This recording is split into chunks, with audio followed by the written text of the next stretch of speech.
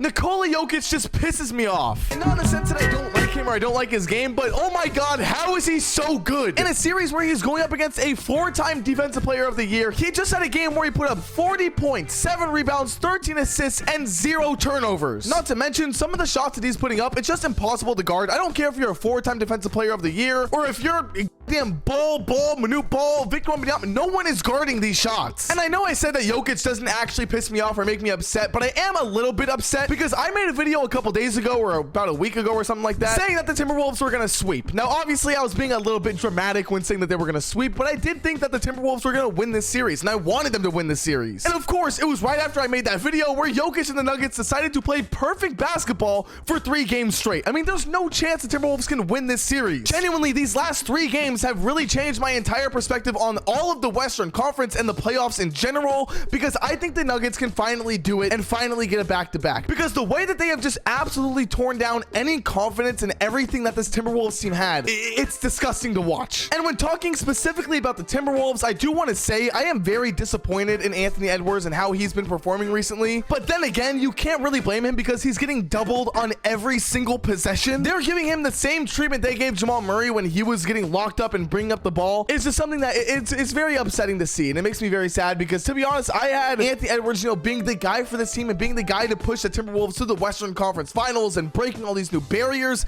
and I just don't think it's gonna happen. I don't even think if we see the Thunder or Mavericks make it through, they're not getting through the Nuggets. They are that damn good, and everyone talks about them, but I feel like I have never given them any respect or credit on my channel. Aaron Gordon, Kentavious Caldwell-Pope, Brown, I don't know exactly. People always change how they say his last name. Jamal Murray, Michael Porter Jr., these guys are so huge and crucial to Jokic's success. I think Jokic can make any player look good, but Aaron Gordon specifically is the reason why my old take where I said the Timberwolves were going to win this series fell through. When looking back at the first 2 games in the series, the way I saw it was that Jokic having to deal with both Rudy Gobert and Cat in the paint was going to be too much. We saw them actually kind of take down Jokic a little bit in those first 2 games, and Jokic even said that he doesn't really know how to play when having 2 7-foot players in the paint. But it's Aaron Gordon that was able to literally take off all the pressure from Jokic because he's always in that damn dunker spot. I'm gonna be honest, I'm coming at this team with a lot of aggression because I am cheering for the Timberwolves just as a fan of basketball and just a fan of the players that they do have. Like, I want the Timberwolves to win, and that doesn't mean that I don't want the Nuggets to achieve and win this series and go through or do anything like that. I don't really care at the end of the day, but Aaron Gordon in that dunker spot pisses me off every single time because he's always there, and he's just gonna go in every time because Cat is gonna roll off and try to go guard Jokic with Rudy Gobert, and Jokic just finds everyone every single time. But then if Cat does stay in the paint with Aaron Gordon,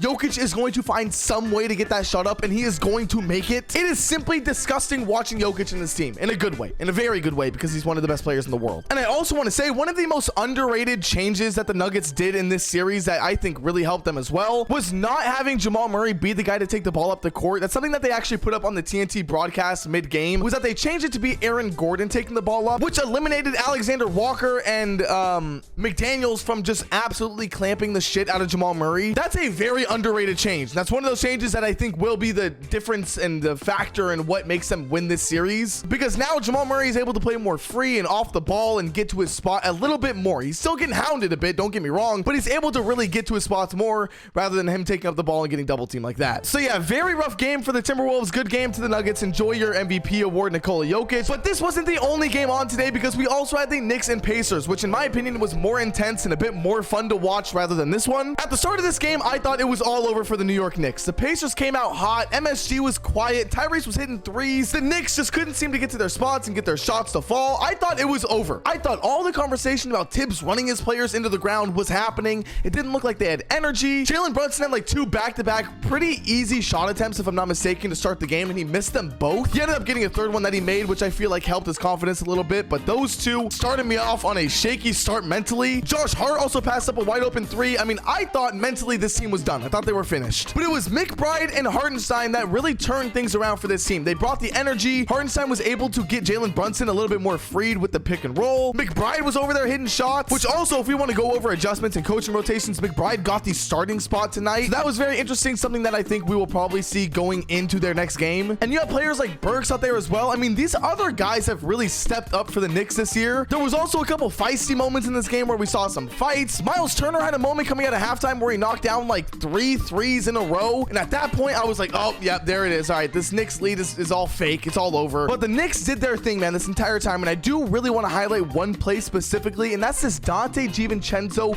put back dunk. I mean, god damn, he got up there, which also then led to a fight with Miles Turner right after. But as always, it's the Jalen Brunson performance that was spectacular to watch. I mean, he got 44 points off of only 6 free throws made. He got only 7 attempts and made 6 of them and had 44 points. I know I already highlighted Isaiah Hartenstein, but he had 17 rebounds. I want to check how many of those were offensive rebounds. 12 offensive rebounds, which is one of the biggest things and the biggest factors into winning this game, was all these second chances that they had. They were talking about it on the broadcast all night long. Usually it's Josh Hart grabbing those, but this time it was Isaiah Hartenstein. It was amazing to watch. Burks went 5 for 8 from 3. McBride went 3 for 7 from 3. I mean, at this point, I'm just kind of going over the stats a little bit because I feel like I kind of went over a lot of the main things that I saw. Overall, the Knicks just finally had some energy in them, which is something that makes me very happy to see because, to be honest, I was starting to become one of the doubters and one of the people that said, oh, they're tired. It's been going on for way too long. Tyrese Halliburton did have another one of those games. I mean, he started off the game pretty good, but it just wasn't enough, man. This entire Pacers team, I don't think they were able to get the looks that they wanted to. And whenever they did start to get some momentum or some,